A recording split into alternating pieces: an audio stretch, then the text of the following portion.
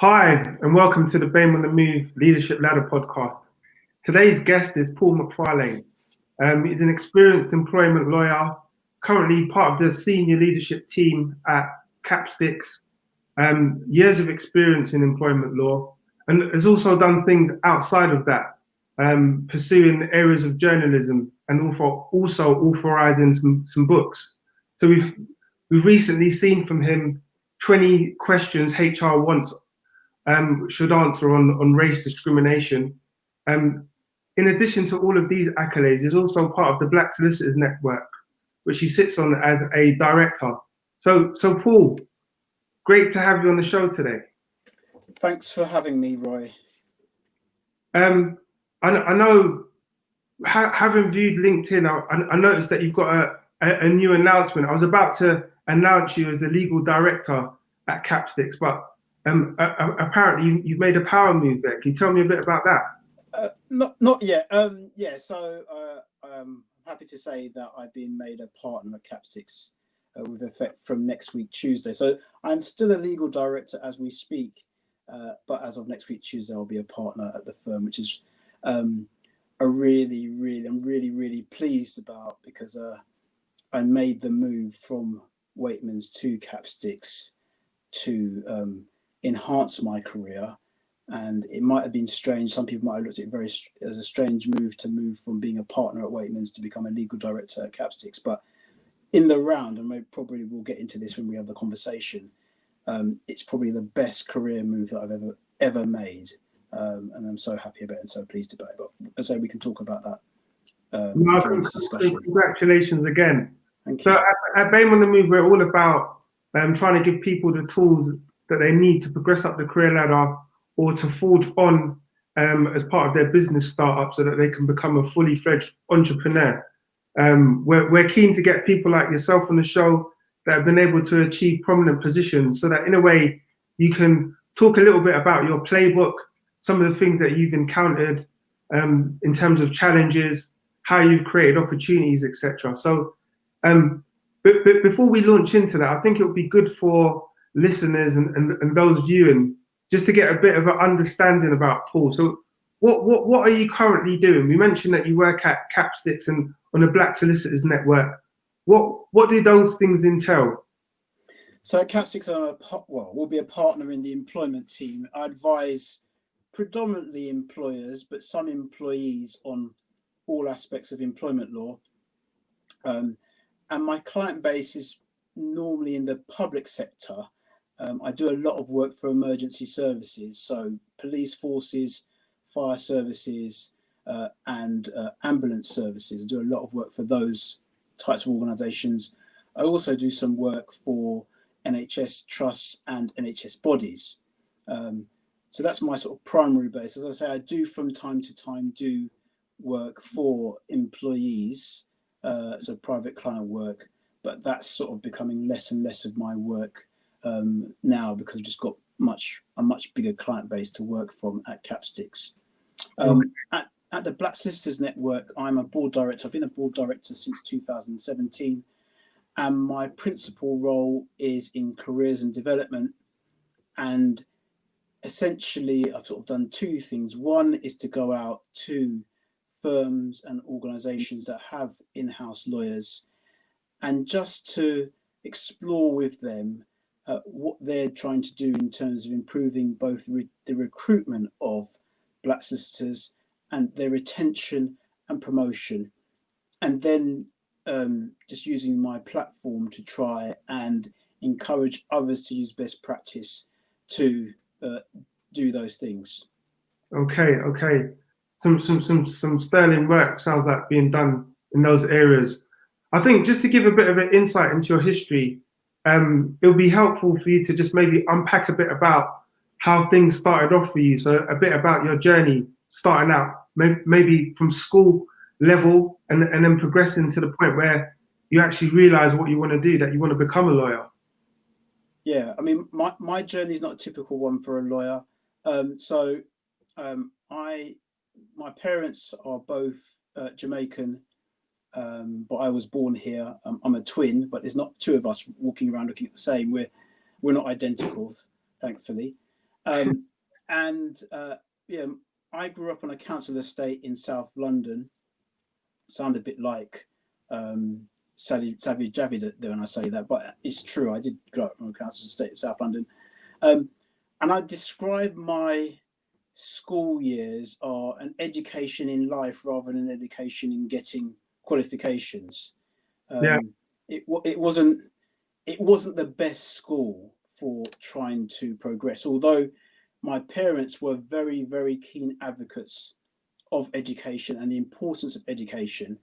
And I understood the importance of education, but I just think I was in the wrong environment. So I left school with 4 what are now called GCSEs, then called O levels. That shows my age.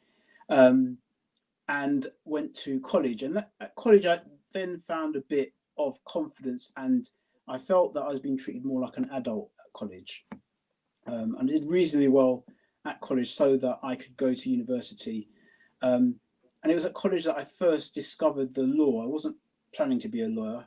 And I still ask myself the question whether or not I really want to be a lawyer. And that might sound strange given where I've got to, but that's being honest.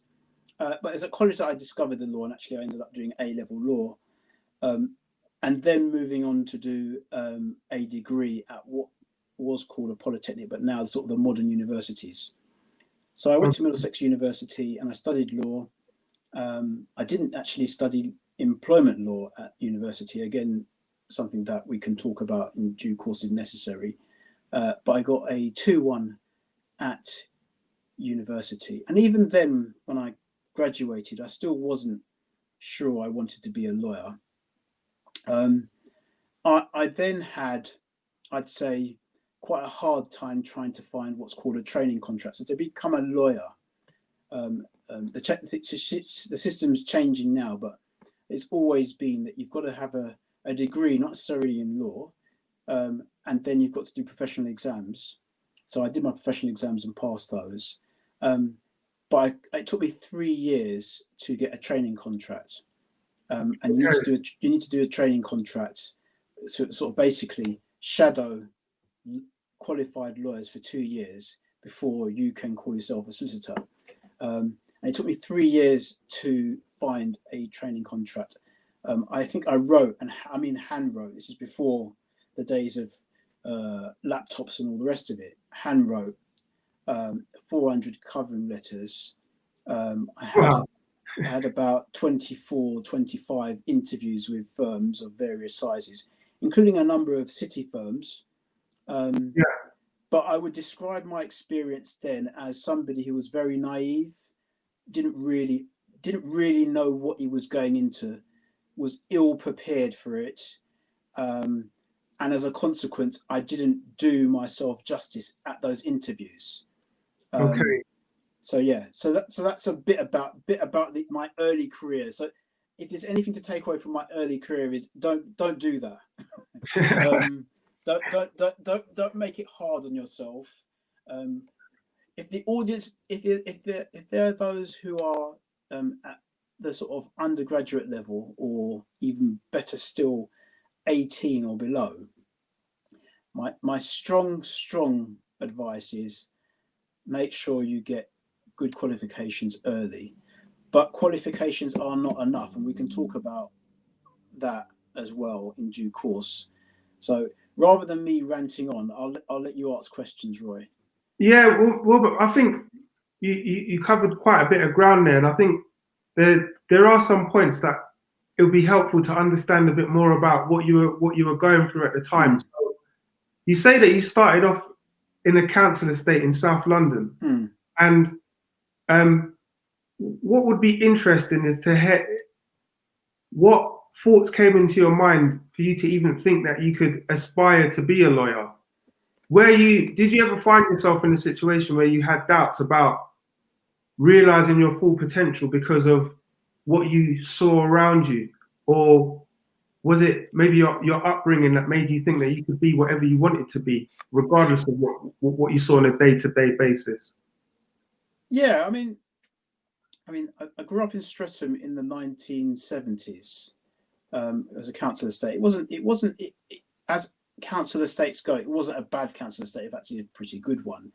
But my parents always instilled in me the belief that I could achieve what I wanted to achieve. And actually, I wanted to be, when I was young, was two things I was thinking about doing, was either becoming a journalist or becoming an economist.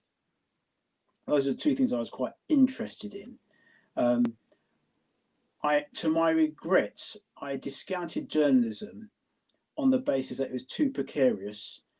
And perhaps, yeah, I think my background and not knowing anybody in that industry and knowing the nature of that industry at that time, perhaps my background did make me feel that that was just too difficult a profession to get into, given where I was coming from. However, on the economist side, I always felt I could. I enjoyed economics. I was always interested in business and how the economy works, and I never felt that my background would preclude me from becoming an economist. The reason why I didn't pursue that was because when I was at college, I had options in terms of, I did economics, I was doing maths, I had to find a third A level to do, and it was a toss-up between government and politics and law. And just the way the curriculum worked, it meant that I had to do law rather than government and politics. Okay. And as a consequence, I did law and really enjoyed it, and was quite good at it. And so I decided that was where I was good. That was what I was going to do with my degree in law. Not necessarily saying I was going to be a lawyer, but I knew that I was quite good at law, so that's the reason why. So going back to your question, no, my background, for me, it might be different for other people, but my background was never going to stop me trying to achieve what I wanted to achieve. Yeah. No, that definitely comes through. And again, when you get to the stage where you're, you've hit the barrier where you have to get a training contract in order to progress to the next level. What words of advice would you give to someone that is at a stage in their career where they have to get some form of experience in order for them to get a foothold in their career and have experienced several knockdowns? Because you must have had some extreme resilience to continue writing training contract applications to the point where you get to number 400. What advice would you share to someone who is potentially disheartened or finds the task daunting in terms of getting a foothold against the odds, so to speak? Yeah, I mean, this is one that I frequently encounter with young people who I meet who are doing work experience, and they're telling me their stories about the difficulties they've had gaining training contracts. And I should say this, that I don't underestimate the struggles that they have, because I went through it, so I understand that. And I also would say that I think that the competition now for jobs is harder than when I was doing it. And so I don't underestimate how difficult it is. However, you used the word, Roy, resilience. Now, it might be seen by those watching this that I can say that because I've got to where I've got to. But I'd say throughout my career, all of my career, I've had knockbacks. At most stages of my career, I've had a knockback of one sense or another. And and you'll see that with even the most successful people. I'm a really avid sports person, and I like to watch how the characters of sports people, in terms of what's made them get to where they've got to in terms of really successful sports people. And even the most successful sports people, have quite hard knockbacks. But the ones who shine through are those that get up and go again and look for the faults that there may be in the way that they played and try to improve, such that the next time they have the opportunity, they're able to take it. And I think that that is such an important characteristic that you need to have, that you've got to have resilience, and you've got to be self-critical, not overly self-critical, because I know some people are always criticizing themselves and they can't see the good in themselves. That's no good. But you've got to be self-critical. You've got to take a long, hard look at yourself and say, right, what did I do in that scenario? What were the things that I can change to make things better, and then change them and then go again? Yeah. No, definitely appreciate the way that you, in a way, describe how you react to that situation. Just to maybe give it a bit of context, what would you consider to be one of the harshest knockbacks that you had leading up to the point where you got that training contract? Did you ever get a really harsh knockback where you actually questioned whether or not you'd ever have skin in the game? I don't know if I ever got to the point where I questioned whether I had skin in the game, but I remember I remember two interviews I had with two really good law firms. One's called Mayer Brown Rowe Moore now, and the other one is called Hogan Lovells now. So they're two top city firms. So I got an interview with them. So that's good. Right? So that was good.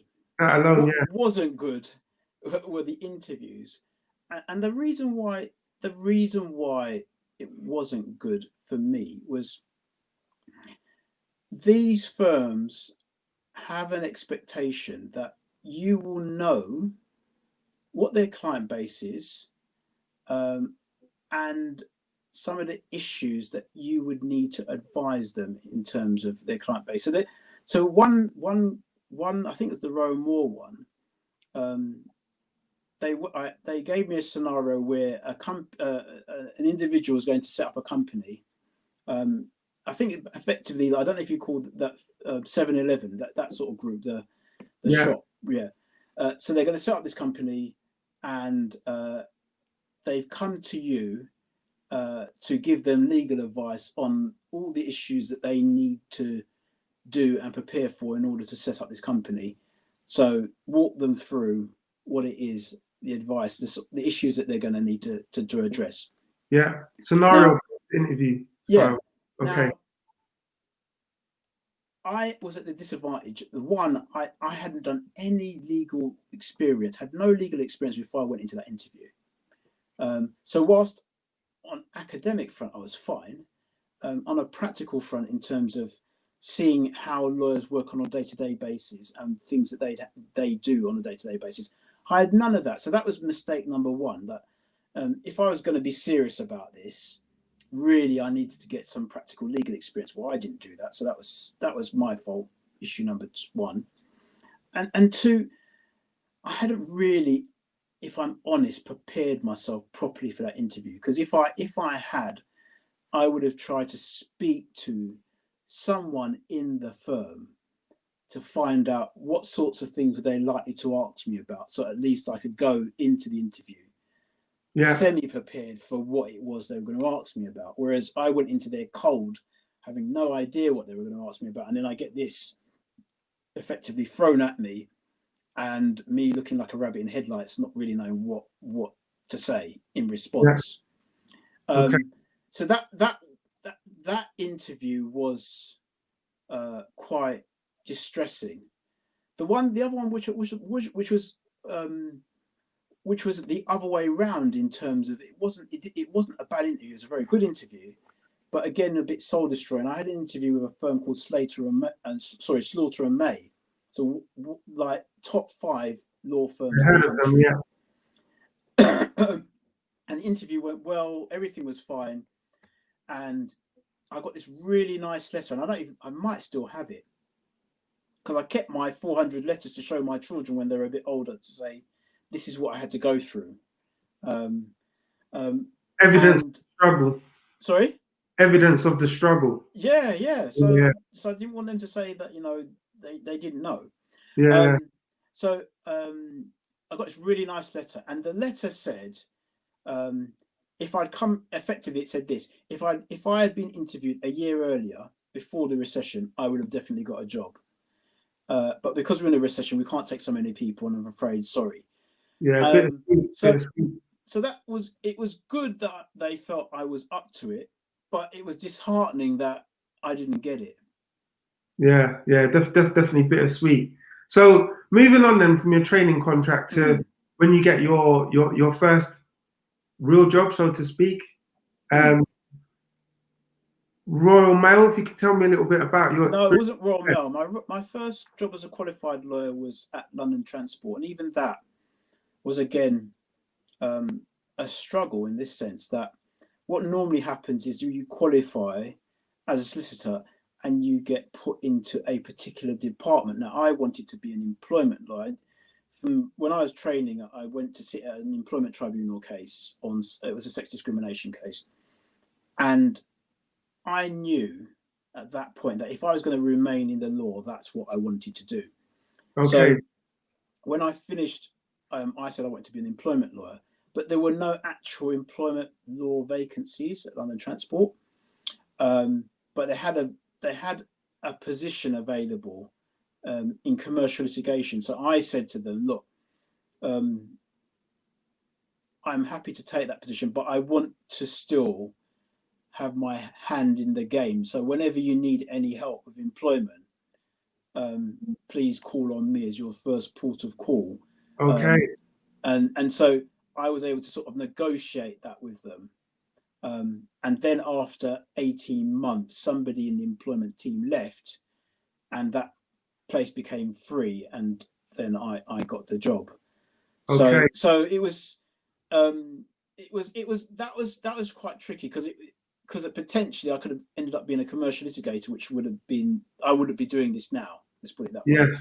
Yes. So in a way, as part of your negotiation when you were starting with the company, you put them on notice of what your intention was with regard to employment law, but you accepted another position so that you could get your foot in the door, so to speak. Start demonstrating your skill set, so that when the employment law position came up, they knew that you were capable and you'd already demonstrated the transferable skills, so you could make the move and strike accurately. Okay. My career, I sort of emphasize this to anybody. My career is not conventional. Well, certainly the first part of it is not conventional, because again, the other bit that's not conventional is I trained in-house. I trained in an organisation at London Transport, and then I moved on after 4 years, being 4 years qualified. I moved to work for Royal Mail in-house again. Okay. Normally, most people work in private practice, so they work for a firm, and then if they're going to transition, then they go in-house. So I've sort of gone the other way. Okay, so if we can speak a little bit about transitions and your motivation for transition, and how you created opportunities so that you could make that move. Because if we look at it in the context of the current environment, a lot of people that have either been made redundant or going through pressures within their current role, and they're looking at ways that they can consolidate their skills and either transition to another role where there's more employment opportunities, or just progress to the next level in a challenging environment. If you can talk me through your transition process, i.e. what challenges did you encounter and how did you create an opportunity for you to progress to the next level? Yeah, I'd say it's another thing that one of the words we've talked about is resilience. Another word that I want to sort of emphasize to people is networking. No one, when I was starting out in my career journey, talked to me about the importance of networking. It's probably sort of trite to people who listening to this and watching this, but I can't emphasize enough how important it is to have a wide, diverse, and engaged network, because networks create opportunities. So back to me. So I was working at Royal Mail, and I've been there for 6 years, and I'd say the last 2 of that time, I describe my time there as like I was doing the job in my sleep. Okay. And that's not to say that I was doing a bad job, but I just didn't feel challenged, and I didn't feel that I was going anywhere, the organisation was going anywhere, and I was looking to leave, but the right opportunity hadn't come up for one reason or another. Yeah. So networks, back to networks. So a colleague of mine, he left about 6 months before I left, sorry, 9 months before I left, to become a partner at a firm. And within a couple of months of him leaving, I got a phone call from him to say an opportunity has arisen. Would you be interested in? All right. And I thought to myself, I mean, I could continue working at Royal Mail. It's a relatively easy job. Not gonna make money's not never been my motivation, but I'm not gonna make loads of money there. But I can do the job, and so it's relatively comfortable, and I could continue doing that. Or do I sort of branch out and go into private practice, which is much more precarious? Actually, I'm going to have to challenge myself in terms of a new skill set, in terms of actually I'll need to be able to get clients. So that's a completely different skill set. Recording time, because you have to record time all the time that you do. Billable hours. Yeah. So I will be challenging myself in terms of things I've not done before. But I thought, you know what, you only live once. And if I'm going to stay as a lawyer, because I was thinking about moving out of the law at some point, but if I'm going to stay as a lawyer, I need to challenge myself. And in the scheme of things, if I'm going to go into private practice, wouldn't it be better to go into private practice with somebody I work with first, rather than just out in the cold with people I've not worked with, and that might not work out. Yeah. So I said, yes, I'll do it. And I don't need to go into the whys and wherefore how it happened, but it did happen. Okay. And it was definitely enhanced my career in terms of having a much wider skill set than I had previously. Okay. So effectively then, this is describing your move from Royal Mail into private practice, working in Waitmans. Yeah. And correct me if I'm wrong, so this is you working at senior lawyer level now? So I was described as what was described as an associate, so it's sort of one down in their sort of ranking, but at that time, one down from partner. Okay. And I was in that. So when I went to Waitmans, I said that I had sort of like a 3-year plan, in terms of within 3 years I wanted to be a partner at Waitmans. Up until then, because I worked in-house, actually, this sort of, most lawyers have this aspiration of being partner if they're in private practice. But because I'd not been in private practice, this whole thing about being a partner was not a big deal for me, because it was never something that impacted on me. Yes. But I thought, well, if I'm going to go into private practice, then I need to have a sort of a 3-year plan about doing that. And I went for it in year 2. But again, sort of a common theme throughout my career, which I think hopefully I've got over now. I was not as prepared as I should have been at year 2 in terms of the application process and what I need to do. And Okay. I think one other thing I want to make a point about is, in your career, you're going to need both mentors and sponsors. I'm more keen on the sponsorship element. Some people are more keen on mentorship. But sponsors are somebody who's going to be in the room when you're not in the room, sort of being your advocate. And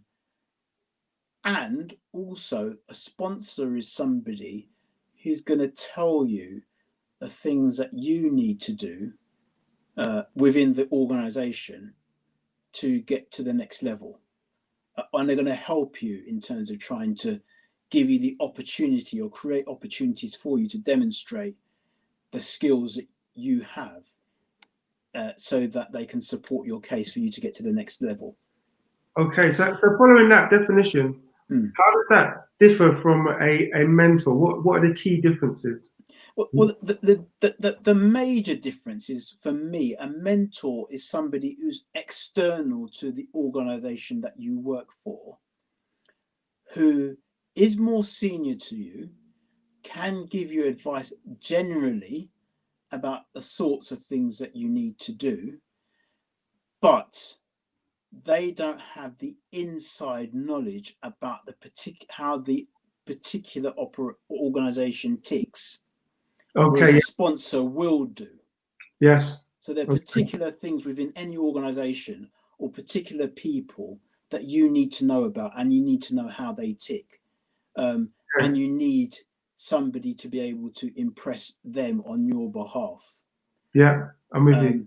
And so I'm more of the sponsor model, but you can use both. Okay. Yeah. Before we start talking about your transition from associate to partner, it would be helpful to revisit your comment about not being motivated by money. So by now, it's obviously clear that you're ambitious and you want to progress within whatever organization you're working in. And where you're working doesn't have enough opportunity, then you're prepared to go elsewhere at that point in your career. But what is your motivator? Why are you pushing forward if it's not for the financial gain? For me, and this might sound very what's the word? Altruistic.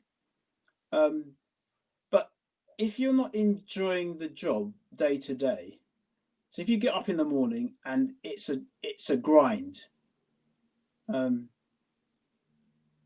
no amount of money is really going to compensate for the fact that it's a grind. And a legal job is a hard job anyway. And so if you're just going to do it for the money's sake, I think you can do that for so long, and not very long. I'd say like 2 to 3 years. Yeah. But there comes a point in time that the money just won't compensate for the fact that you're really hating the job. And if you're really hating the job, mistakes get made, and then things go downhill quite fast. So for me, money has never been my driver. I know it's some people's driver, in fact, a lot of people's driver, but it's never been my driver. My driver has been in a place where I am enjoying what I'm doing, enjoying working with the people that I work with, and sort of being able to challenge myself regularly in terms of how can I develop, how can I grow to become a better lawyer and a better person. That's been my driver. Okay. Because effectively, if you're trying to put yourself in situations where you're coming out of your comfort zone, you're stretching, you're learning new skills, and you're enjoying what you're doing during the journey. One argument is that the money that comes is a byproduct of the success that you're going to get anyway. So if you focus on creating an environment where you're engaged and you're more likely to be successful, by default, you're more likely to increase or potentially increase the income that you can bring from the services that you're doing. I'm a strong advocate of that. My children, I always say, I've said this to them, that don't think about the money. The money will come as long as you're doing well and demonstrating that you're very good at what you do. The money will come. It will follow. But don't let money be the driver. Now, whether or not they're going to take that on board is another matter. And it's a different generation we're dealing with now. And also, I appreciate it's a different world we're dealing with now. Money is more important in the sense that, just to have a decent standard of living, you need quite a lot of money, particularly living in London. So I get that, but I'm a strong advocate of not making money be the goal in and of itself. Yeah, definitely. And there's another aspect to it in that there's things that you need to consider at different stages in your career. So sometimes it can be a better investment of your time and energy to do something that will increase your earning potential and improve your skills and make you have more acute skills that make you more valuable to an organization. And in order to do that, you might sacrifice your immediate paycheck. But if you take a long-term view, because of the type of projects you're getting involved in, the team that you're working with, the level of autonomy that you might be given in certain areas, when you fast forward, you'll end up making a lot more money because you sacrificed that immediate, I don't know, 5 or 10 grand. For a position that would be better for you in the long run. Yeah, I'm totally in agreement with that.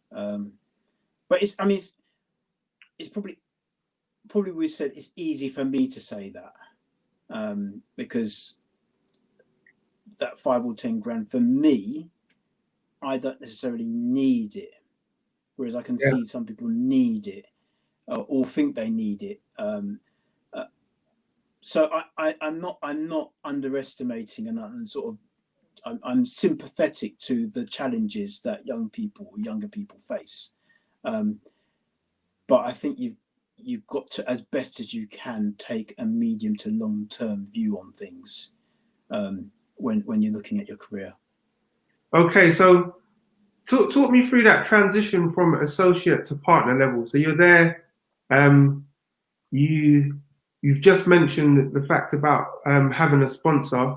How did you use that relationship? How did you negotiate your trajectory from associate to partner level? So I'd say this: you don't really want to. Ideally, you don't want to have just one sponsor. You actually want to have quite a few, because the more people are talking about you within the organisation, the better for you. Which I'll come to in a minute in terms of recent things.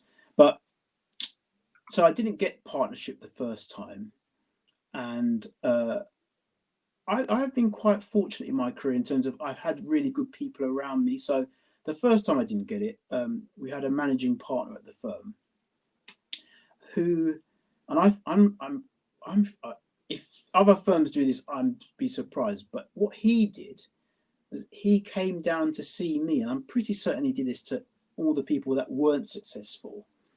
And he sat me down for an hour and a half and basically told me what I didn't do right to get through to partnership. So that was quite, and it wasn't like basically you're rubbish and you've got no chance. He sort of, it was a critical analysis of my application and what was wanting in it and what I needed to do to get there next year. So that was in and of itself good, but even better than that, at the time he told me that the firm was starting up a coaching program to develop their associates, and so he would strongly encourage me to go on this program and get a coach to help me to get to the next stage. So I did that, and my coach was then the director of HR at the firm. And so the way that these coaching sessions worked, well, they're very practical in the sense that I think they were spread over a period of 6 months. And each month we'd have a meeting where the previous meeting, she would have assigned me various things to do. And I'd have to come back and demonstrate that I'd done them. Okay. And the particular things that I remember, these things sound very small, but to me, very significant, was one of the first things she said to me is like, so Paul, you want to be a partner. So if you want to be a partner, you need to act like a partner now. And so I'm thinking, what does she mean by that? And she goes, look, you need to sort of demonstrate the characteristics of a partner such that when you go into that room to be interviewed for partnership, the interviewees actually believe that you're a partner already because just of the way that you've demonstrated that you're a partner. So for example, profile raising. So you've got lots of articles out there that people see your name out there. For example, you leading on a particular project.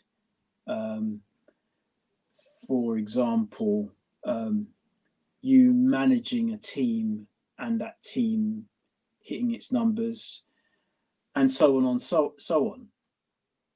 And then the other thing she said was, I think a lot of firms are a bit more enlightened now, but I think then they were quite novel in the sense that what they had actually set criteria as to what it was they wanted from their partners. Yeah. And the formal application process rather than a nod and a wink and you'd get it, which a lot of firms did then. I don't know if they still do it now, but a lot of firms did then. And so she said, look at the criteria, and as things go on during the year, if you've got evidence to show that you've done X, create a folder with all the criteria in it and then just drop that evidence into this folder. So when you come to do the application, you've got it all there. You just pull it out, drop it down, and it won't take 2 minutes. Rather than when you come to do the application 6 months, 9 months down the line, and you've got no sort of no block of evidence anywhere. You're having to sort of scrabble around to try and find that evidence. You're not doing yourself justice because you might have the evidence, but you won't remember where it is because you've got the day-to-day job in your head. Yeah, effectively, that sounds like something that could be applied to any job. So, say for example, someone's at managerial level trying to get to head of level, or someone's at mid to junior level trying to get to managerial level.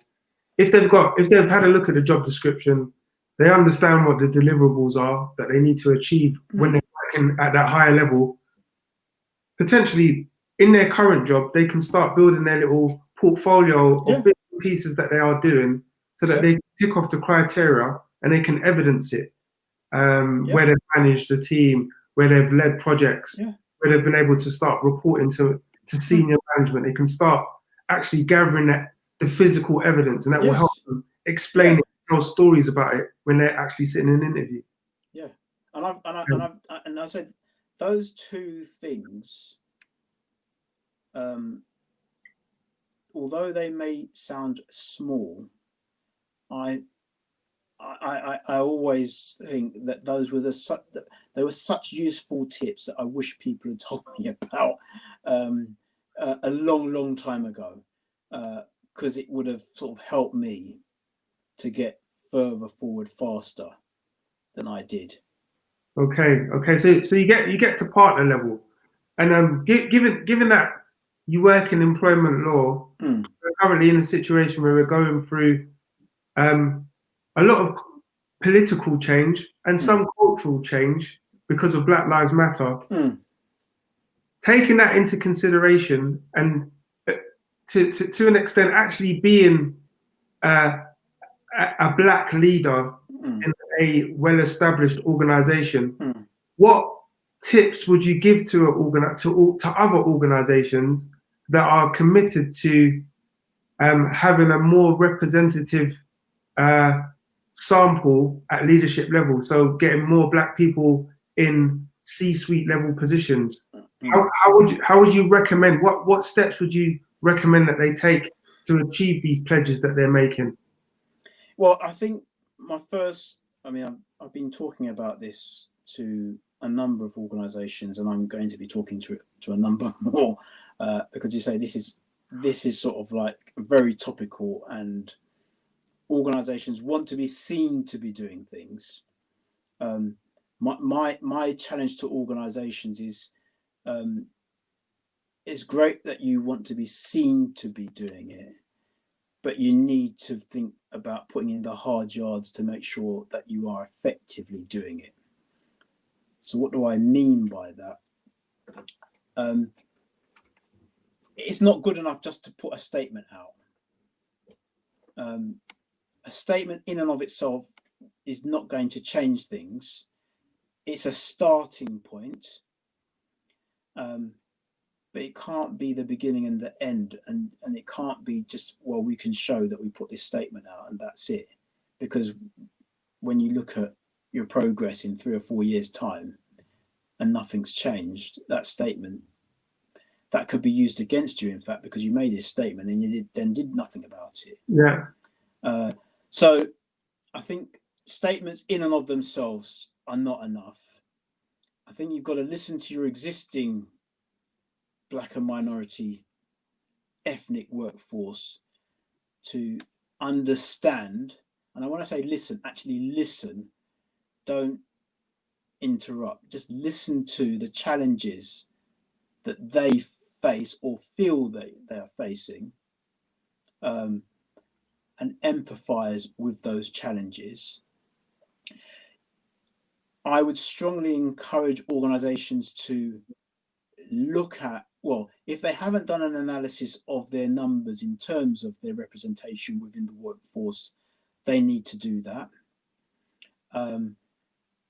If they haven't done an analysis around what the pay levels are for the different minority backgrounds compared to the indigenous background, although ethnicity pay gap reporting is not yet legislation, there's a strong belief that it's likely to be. So it's best to get ahead of the curve and start doing that analysis, and it will help you in any event as a firm or as an organization in terms of trying to tackle these issues, because you'll get an understanding, more granular understanding of where the problems are to do that.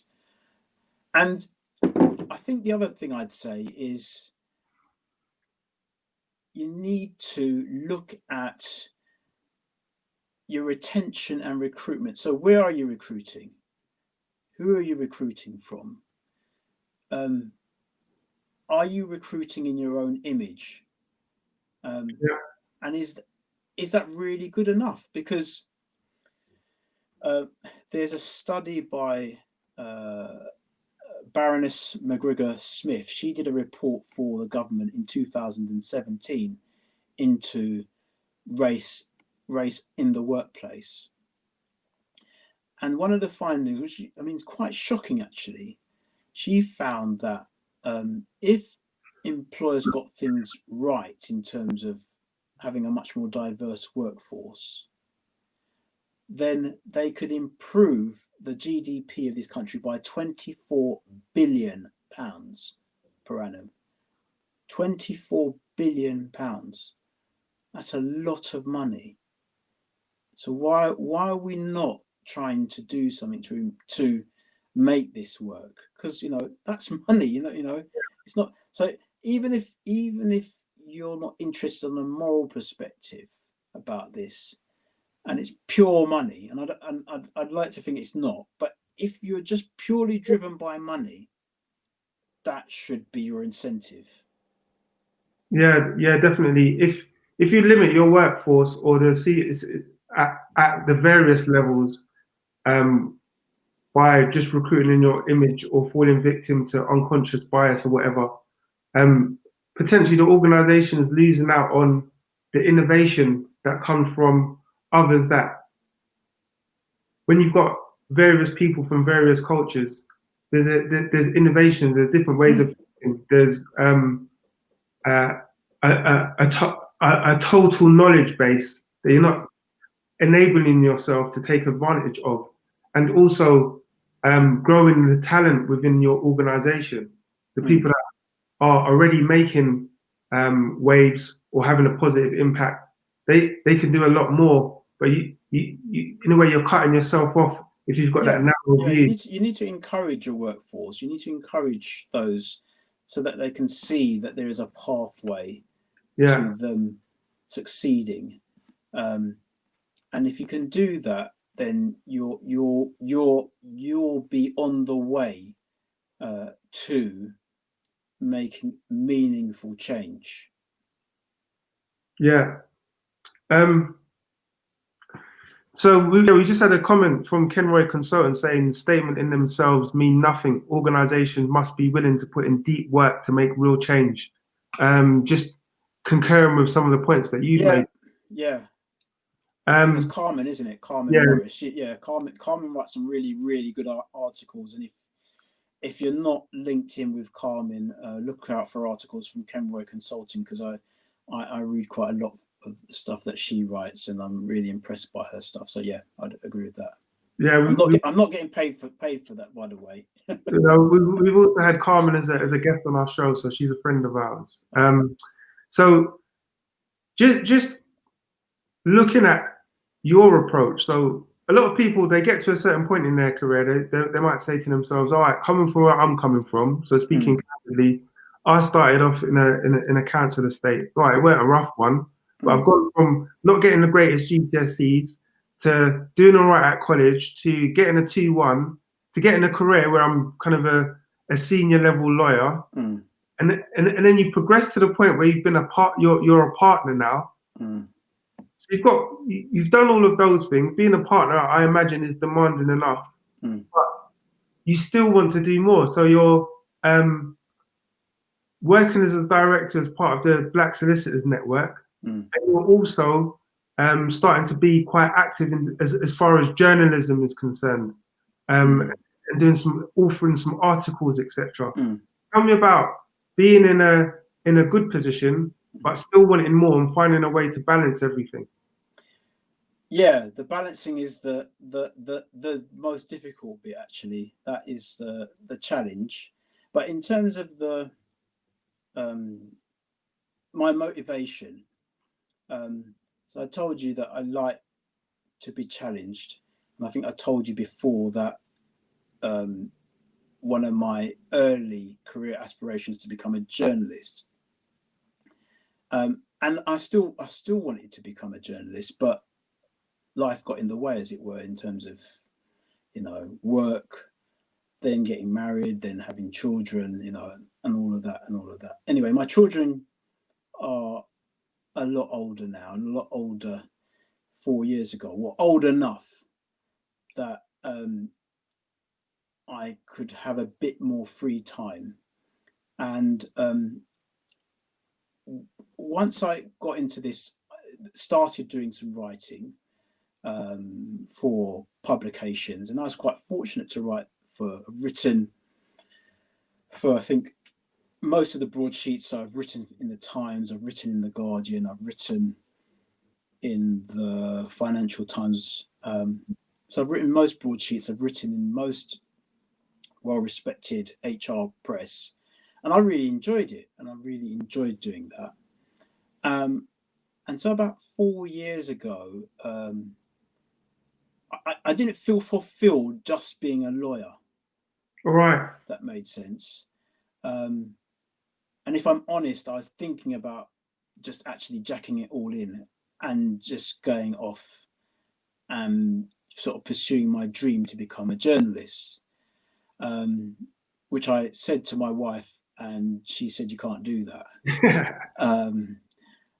And actually, it was the best advice that she gave me, because being a journalist is very difficult, and it's even more challenging now, well, then, than when I was a youngster. And when I was a youngster, I didn't have all the responsibilities that I have now.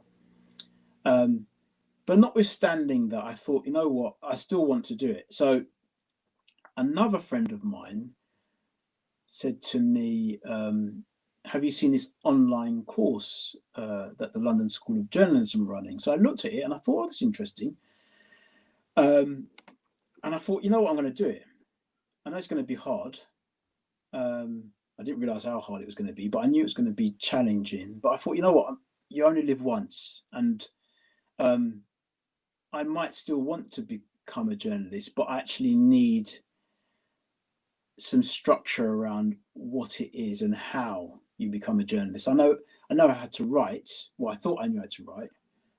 I got that drummed out of me quite quickly during the course. But I didn't really know about the mechanics of being a journalist. One, actually, I didn't really know about the law around journalism as well. There's quite a lot of law, and I signed and enrolled for this online course in 2016, and it was a 2-year course with 4 modules, and it is a very challenging course because you had to do 8 assignments. So virtually every week you had a lecture and then you had an assignment to do. That in and of itself, that would have been challenging. But what was really challenging is that they also got you to become sort of really a sort of a journalist in all but name. You weren't getting paid for it. So you had to write throughout the whole period of the course, 8 news reports, 8 reviews, and 8 features they call them, and submit them throughout the course.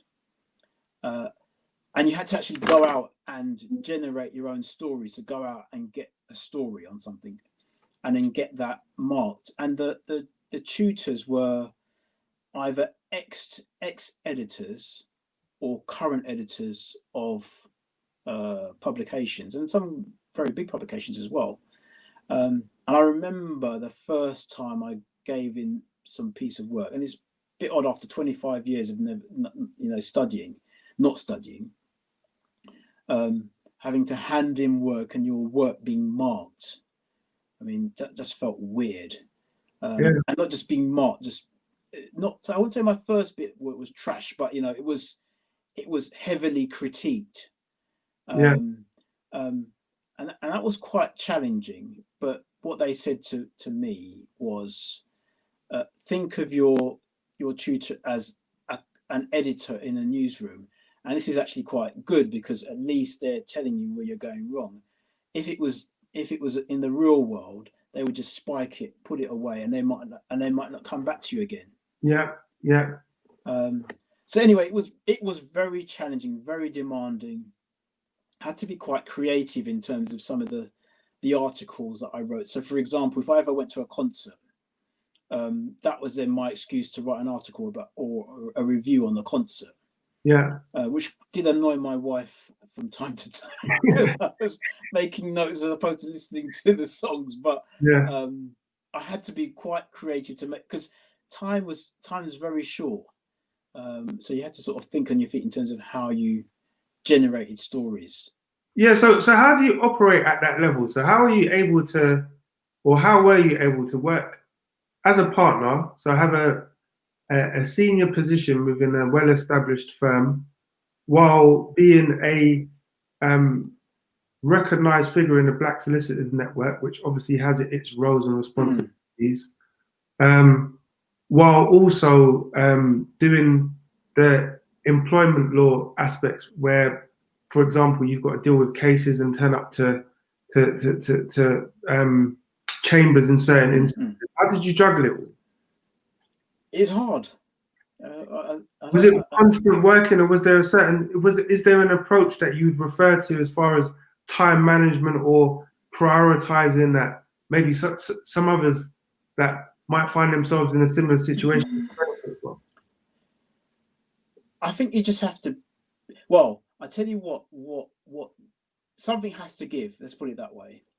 So for me, what gave, because I was quite an active runner. Yeah. And I've sort of done 5 marathons, and I've run loads of half marathons, and I used to be I think I was, for a club runner, I was quite decent, let's put it that way. Okay.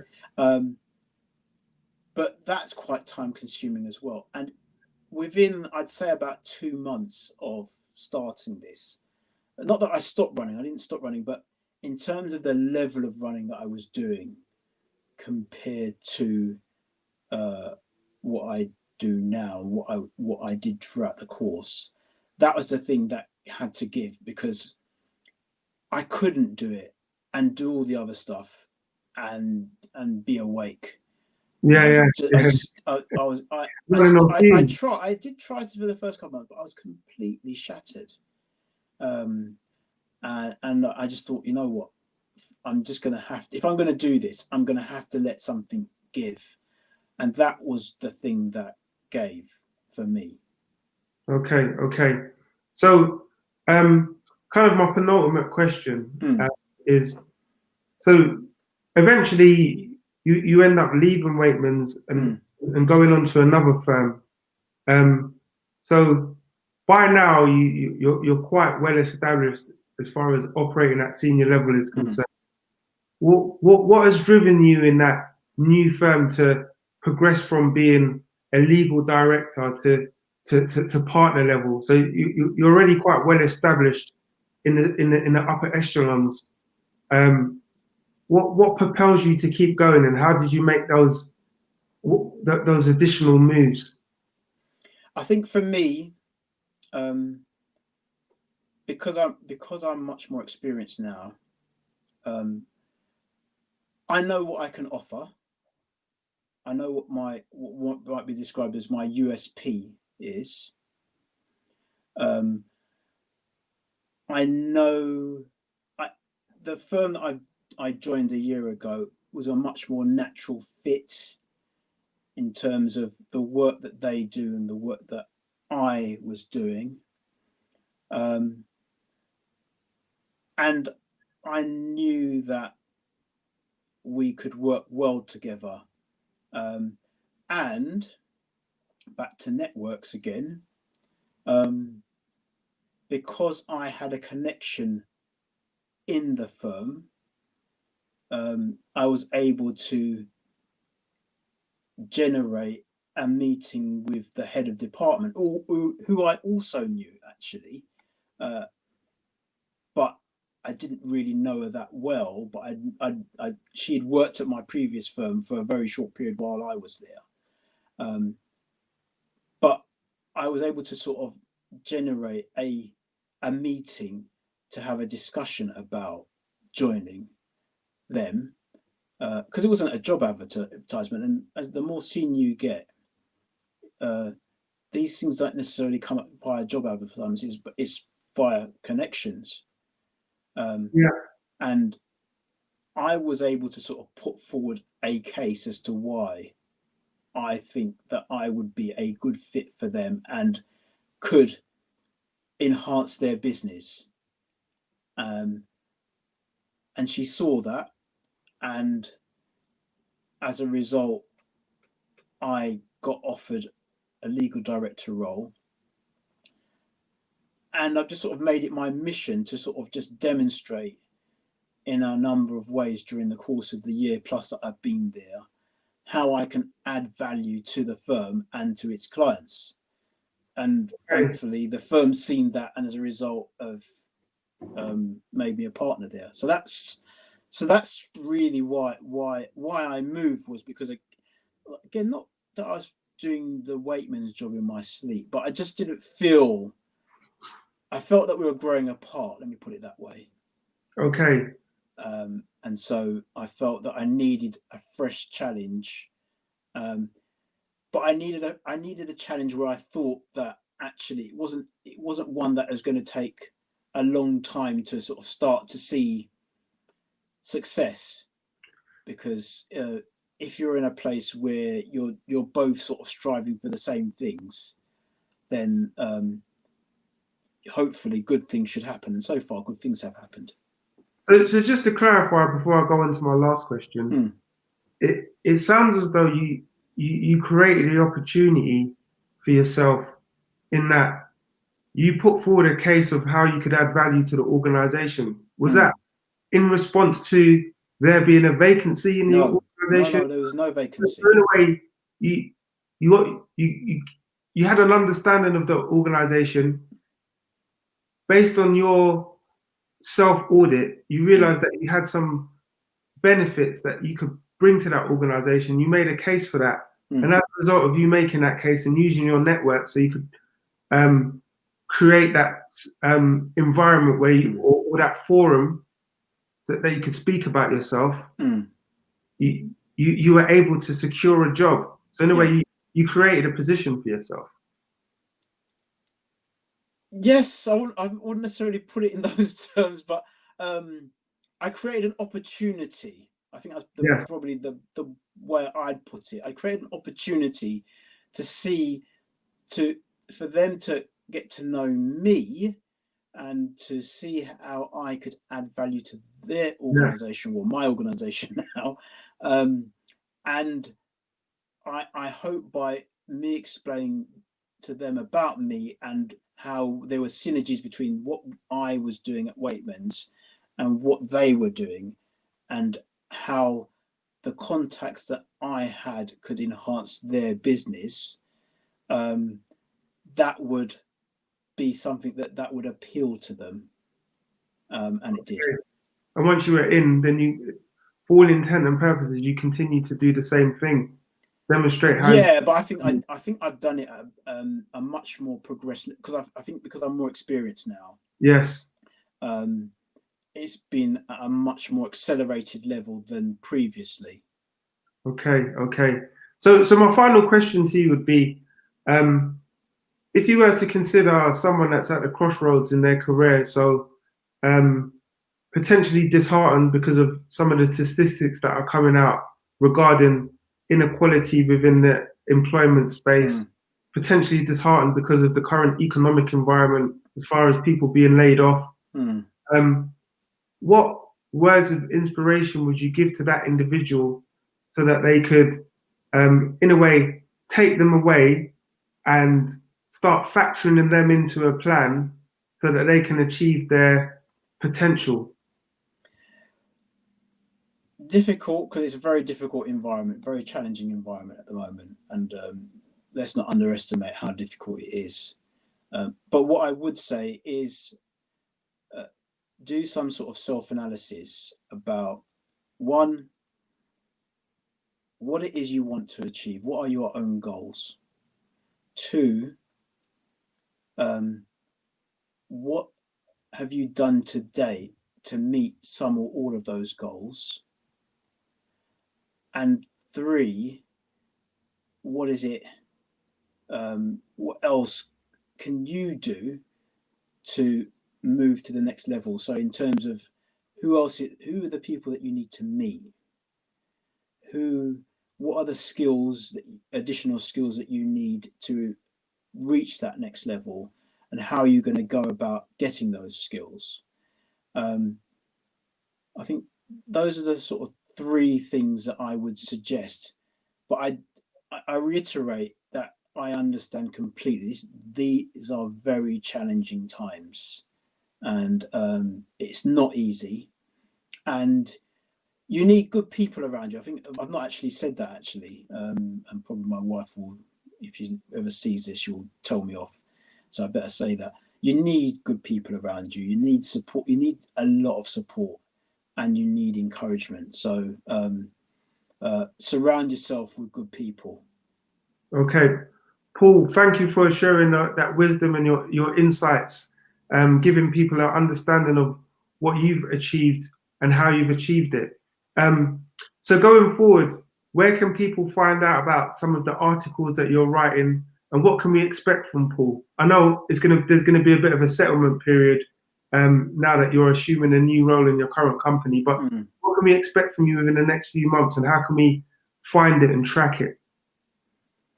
Probably the easiest thing is just look on my LinkedIn profile and look on LinkedIn. That's where I sort of post things that I find of interest. On particularly in relation to diversity and inclusion. That's where I sort of post a lot of my material. Twitter to a lesser degree, because there's not so much airspace to comment on things. But yeah, LinkedIn and Twitter, those two probably. So my LinkedIn is my name, so you'll find my name.